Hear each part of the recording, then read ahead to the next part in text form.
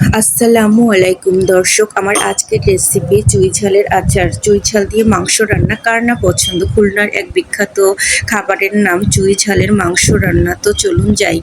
চুই ঝালটাকে আমি নিলাম, তারপর সুন্দর করে ধুয়ে নিলাম, তারপরে ছোট ছোট করে কেটে শিলপাটায় থেতো করে নিচ্ছি। চুই ঝালের আচার দিয়ে আপনি মুড়ি মাখা খেতে পারবেন, খিচুড়িতে খেতে পারবেন, তারপরে ভর্তা ভাত খেতে পারবেন, আপনার পছন্দ মতো যে কোনো কিছু দিয়ে খেতে পারবেন। কয়েকটা কাঁচামরিচ, কয়েক কোয়া রসুন, তারপরে চুই ঝাল থেতো করা, এগুলো ভিনেগার, হলুদ, লবণ, একটু লেবুর রস দিয়ে সুন্দর করে মাখিয়ে রোদে শুকিয়ে নিলাম। তারপরে এই মশলাগুলো দিয়ে আমি চুই ঝালের আচারটা করব। এটা হলো বিভিন্ন মশলার মিশ্রণ গুঁড়ো করা, আর এটা হলো গিয়ে পাঁচফোড়নের গুঁড়া, সরিষা বাটা, আর এই মশলাগুলো তো জানেনই।